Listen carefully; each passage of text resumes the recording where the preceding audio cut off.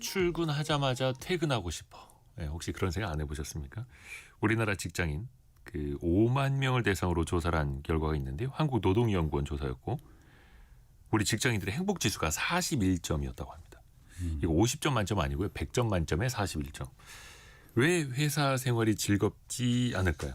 왜 일하기 싫을까요? 왜 출근하자마자 퇴근하고 싶을까요? 심리학 이런 시간에 한번 배워보시죠. 연세대 이현주 연구교수와 함께합니다. 안녕하세요, 교수님. 네, 안녕하세요. 교수님도 출근하기 싫을 때, 출근하자마자 퇴근하고 싶을 때가 있으세요? 그럴 때도 있고요. 예. 심지어 그 전날 잘 때도 내일이 진짜 조금 퇴근이었으면 좋겠다. 내일 회사 가기 싫어? 네. 그 평범한 직장인이시네요, 그러면 네, 교수님도. 네. 출근하기 싫은 거, 일하기 지겹고. 근데 사실 이걸 또 입버릇처럼 말하시는 분들도 있거든요. 그렇죠. 그때는 어떤 심리 상태인 걸까요? 사실 누구나 한 번쯤은 흘리고 좀 가는 말이 진짜 좀 출근하기 싫다 이런 말은 할 수 있을 것 같아요. 근데 이게 좀 너무 많이 반복될 때는 한번 체크해 볼 필요가 있다고 생각합니다. 어쩌다 한 번이 아니라 네. 자주 그럴 땐? 네. 이게 일이라는 게 스트레스에는 크게 4가지 요소가 있는데 네네. 그중에 하나가 일이거든요. 그 일이라는 게 굉장히 큰 스트레스 요소가 된다는 거죠. 근데 이 일이 다 똑같지 않고요. 그중에서도 단계가 있습니다. 첫 번째는 열정의 단계입니다. 열정의 단계 있으신 분들은 일이 스트레스가 아니고요. 굉장히 기쁨이자 도전감과 성취감. 하고 싶죠, 막. 네. 그러니까 열정의 단계 있으신 분들은 막 자신감도 있고요. 거절을 못해서 그러는 게 아니라 막 가면은 막 기자님 일도 막 제가 다 하는 거예요. 제가 할게요. 막 이러고. 진짜 열정적으로. 네. 9시 출근이면 막 8시부터 출근하고요. 너무 신나고 즐겁고 어떤 면에서는 막 적극적인 자세, 일이 너무 좋은 상태. 뭔가 좀 만화 주인공 같아요. 네, 그렇죠. 그렇죠. 네, 두 번째 단계는 침체의 단계입니다. 침체? 네. 이게 뭐냐면은 슬슬 뭔가 밀리는 상태. 뭔가 흥미가 조금씩 떨어지고 있다는 걸 느끼고요. 내가 이거 하려고 이렇게까지 고생했었나? 약간 이런 생각들이 좀 들기 시작하고. 그럴 때가 오죠. 네. 그리고 8시 반에 출근이다. 그러면 8시 28분 이럴 때 출근하고 또 그다음에는 8시 한 32분. 그러니까 막 9시, 10시 이렇게 출근 안 해요. 왜냐면 너무 티나니까. 그러니까 약간 이렇게 시간 맞춰서 하려고 그러고 예를 들어서 2시에 줌회의면 2시 1분 접속 막 이런 식의 조금씩 늦어지죠. 네. 이런 게 침체의 단계라고 할 수 있고요. 세 번째 단계는 좌절의 단계입니다. 이게 뭐냐면 이 직장에서 언젠가는 임원이 돼서 내가 막 대한민국에 큰 족적을 남기겠다 이런 마음은 온데간데 없이 사라지고요. 그냥 직면에 대한 업무가 너무 해피하고 싶은 거죠. 마음도 절망이지만 사실 신체적으로도 별로 성한 데가 없어요. 막 속은 안 좋고 막 살은 과로와 스트레스에. 그렇죠. 굉장히 뭔가 숙취가 안 되고 있는 듯한 이 단계까지는 많이 있을 수 있는데 가장 최악의 단계는 이제 무관심의 단계입니다. 침체나 좌절보다 무관심이 더 최악이에요? 그렇죠. 무관심의 단계는 일에서 어떤 의미도 못 느끼는. 사실 제가 부부 상담을 좀 해보면 네네. 가장 좀 어려운 사례는 싸우는 부부가 아니에요.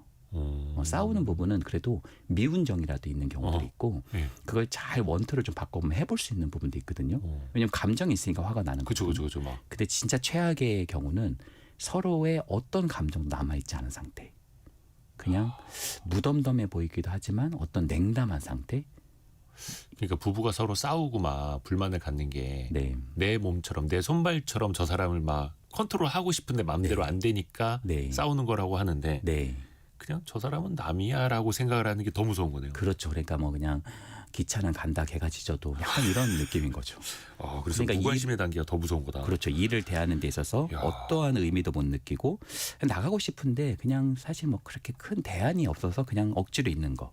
영혼이 없는 상태라고 얘기할 수 있죠. 그리고 진짜 영혼 없는 메마른 상태. 네, 번아웃은 이 절망의 단계를 넘어서 무관심의 단계로 갈 때 사실 번아웃과 좀 더 가깝다 이렇게 말씀드릴 수 있습니다. 또 이게 일 자체가 싫다기보다는 같이 일하는 사람들, 사람이 싫을 수도 있잖아요. 또 이게 조직 생활이다 보니까. 그렇죠.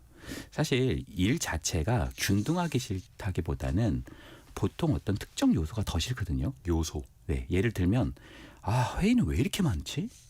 두 번째는 항의 전화 받을 게 뻔한데 그리고 어떤 사람은 그 출근하는 길에서의 그 막히는 부분이 있어요. 여기는 도대체 왜 이렇게 막히는 거야. 이게 싫은 사람이 있고요. 또 뭔가 보고서는 왜 이렇게 많지? 이런 어떤 특정 요소들이 싫은 거고요. 그런데 사실 일보다 더 싫은 건 일 안에서 존재하는 인간관계입니다.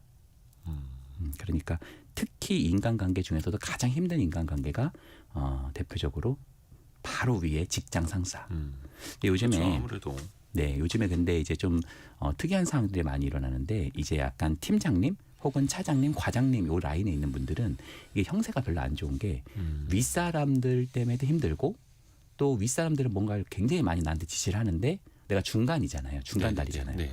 아래에 있는 팀원들은 절대로 좀 잘 움직이지 않는, 내가 뭘 얘기해도 거의 잘 되지 않는 그런 샌드위치에 좀 빠져서 더 힘든 경우들이 존재합니다. 아이고 힘들어요. 또 왜 그래서 많이들 쓰시는 표현이 나 번아웃 왔어. 나 네. 번아웃에 빠졌나 이런 생각들을 하잖아요. 네. 이것도 그냥 출근하기 싫은 일하기 싫은 하나 이거 요인입니까 결과입니까 이거는? 그렇죠. 사실 이렇게 좀 뭔가 내가 그냥 좀 싫다라는 걸 넘어서서 일상을 아예 싫다라는 게 좀 지배해버린다. 일상 자체가 그냥 싫다는 걸로만 그냥 가득한 거예요. 다 싫어. 네, 다 싫은 거예요. 아이고. 어떤 면에서는 번아웃의 증상일 수 있는데 몇 네. 가지 신호를 제가 한번 말씀드려 볼게요. 첫 번째는 퇴근을 한 후에는 사실 기분이 좀 좋아야 되잖아요. 퇴근했으니까. 근데 퇴근한 후에도 에너지가 회복이 안 되는 상태. 그러니까 아무것도 하기 싫고 그냥 퇴근하면 집에 누워 있고 집에 누워 있으면 내일이 너무 싫은 상태. 아니 왜 그 일반적인 직장인들은 그러지 않습니까? 네. 회사 내에서는 좀 기분 다운돼 있어도 네. 퇴근하고 딱 나가면 기분 좋아지고 막. 네, 네. 근데 사실 그것도 없는 거예요. 그러면 그런 게 없는 거죠. 퇴근했는데도 뭔가 좋아지지도 않고. 네. 그러니까 몸이 뭔가 절여진 거죠. 뭔가. 아유 절여졌다고 표현을 하시니까. 진짜 그럴 수도 있겠다. 네. 두 번째는 보통 이런 스트레스는 가장 먼저 나타나는 게 신체화입니다. 몸에요? 그렇죠. 몸의 이상으로요? 그렇죠. 그러니까 뭐 소화가 안 되고 막 불면증이 생기고 어깨와 목이 막 결리고 허리가 막 협착증이 생기고 막 계속 이런 어떤 문제들이 계속 생기게 되는 경우들이 많고요. 마지막 세 번째는 감정적인 냉소입니다. 그냥 뭐 왜 예전에 우리 개그 프로그램 이런 거 보면 열심히 해서 뭐 하겠노? 소고기 사 먹겠지. 소고기 사 먹으면 뭐 하겠노? 열심히 일하겠지. 그렇죠. 무한반복. 그러니까 뭔가 허무한 마음. 아 그래요. 그래서 막 계속 네이버나 다음이나 왜 이런 포털 사이트 있잖아요. 그런데 가서 이제 계속 검색어를 치는 거죠. 퇴사, 뭐 해외 여행, 배낭, 뭐 투자, 뭐 이런 것들을 계속 회사에서도 좀 치고 있는 그런 경우들이 발생한다고 말씀드릴 수 있겠네요. 우리 청취자분들도 많이 또 공감해주고 계시는데 그런 방법을 찾아봐야 되잖아요. 사실 뭐 어디 뭐 돈 벌기 쉽나요? 뭐 세상 살이가 쉬운 거는 아닌데 네, 어차피 해야 될 거. 네. 조금이라도 덜 괴롭게 할 수 있는 방법을 좀 알려주세요. 사실 일이 전혀 재밌지 않은 상태에 이미 들어와 있는데 즐거움을 찾는다. 일에서 그거는 참 어려운 거라고 생각해요. 일 자체가 원래 즐거울 순 없다 뭐 이런 거예요? 그렇죠. 그러니까 지금 내가 현재 일하기 되게 싫은 마음을 무조건 그냥 일을 좋게 하자. 이건 어려운 거고요. 싫은 걸 어떻게 좋게 하겠어요. 오히려 내가 정말 좀 진짜 재밌지 않다라는 것을 인정하는 게 먼저입니다. 그러니까 하기 싫은 그 마음을 수용하는 게 먼저고요. 그리고 일에서 뭔가 막 즐거움과 의미를 막 찾으려고 하지 마시고 그런 경우에는 반드시 일상에서 좋아하는 것을 꼭 찾으셔야 됩니다.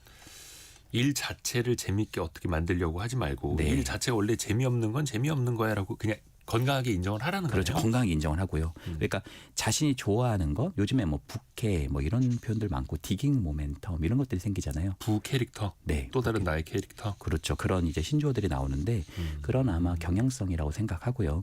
자신의 어떤 놀이, 자신의 어떤 취미, 자신의 어떤 배움의 공간들 이런 부분들을 꼭 만드는 것이 필요하다고 생각하고요. 나만의 공간, 퇴근하고 내가 할 수 있는 취미 네. 이런 것들. 그리고 거기서 기쁨을 많이 느끼고 의미를 찾으면 네. 그것이 일로 전이가 됩니다.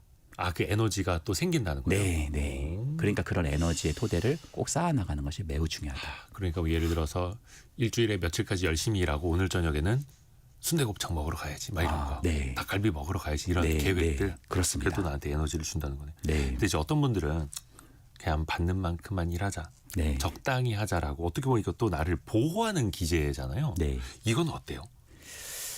사실 똑같은 행동인 것처럼 보여도 심리적 의도에 따라서 완전히 판이 다를 수도 있거든요.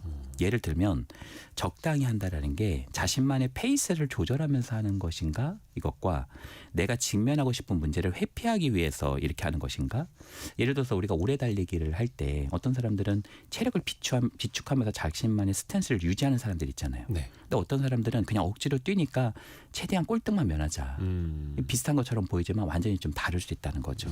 그러니까 사실은 이것을 좀 받은 만큼만 하자, 적당히 하자라는 것이 나의 긴 인생을 보면서 나의 우선순위를 정하고 큰 그림을 보면서 나의 스탠스를 유지하고 한 스텝씩 가는 것이다라고 본다면 훨씬 더 나을 것 같습니다. 다만 이것도 내가 알아야 되고 네. 내가 페이스 조절을 지금 하고 있는 건지 네, 를 깨달아야 한다는 거네요. 네, 반대로 열심히 일하는 워커홀릭들 많지 않습니까? 네, 근데 또 그 사람들의 기저에는 불안감이 깔려 있다 하더라고요. 네. 이런 사람들은 좀 어떻게 해야 할까요? 사실 불안하다라는 건 보통 과한 행동으로 이어지는 경우가 많습니다. 그러니까 어떤 사람이 뛰고 있다라고 할 때 그 사람이 목표를 향해서 막 뛸 수도 있죠. 네. 그런데 반대로 어떤 사람은 무엇인가 알 수 없는 것이 쫓아오니까 그냥 뛰는 거예요. 그 존재로부터 도망가기 위해서. 그 쫓아오는 존재의 이름이 바로 불안입니다. 그러니까 불안하니까 무엇인가를 막 하고 있는 그런 행동들이 나타날 수도 있다. 이렇게 말씀드릴 수 혼자 있겠네요. 아침 7시에 출근하고 네, 끝까지 남아서 더 하고 네. 그래요. 좀 어떻게 컨트롤해야 돼요? 이런 사람들은? 사실 워커홀릭이라고 하죠. 요즘에 네. 그런 얘기들이 있잖아요. 이게 멈추면 공허한 거거든요. 맞아요. 그리고 뭔가 엄청난 인정 욕구를 좀 해소하기 위해서 그러는 것도 있고 일에 자신의 정체성이 되어버리는 경우들도 있고요. 근데 저는 일 안에서만 이 의미를 좀 찾지 마시고 소중한 사람을 지키기 위해서 또 어떤 면에서는 내가 조금 성장할 수 있는 발판, 내가 조금은 좋아하는 것들 하는 것들 이런 것 좀 너르고 어느 정도는 좀 풍요롭게 구축하는 것이 매우 중요하다고 말씀드리고 싶습니다. 일이 하기 싫은 사람들 또 네. 너무 일을 열심히 하게 되는 사람들 또 공통적으로 배워볼 만한 그런 내용이었습니다. 연세대 이현주 연구교수였습니다. 고맙습니다. 네, 감사합니다. 감사합니다. 벌써 1부 마칠 시간인데요. 저희가 2부에서는 돈줄 상담소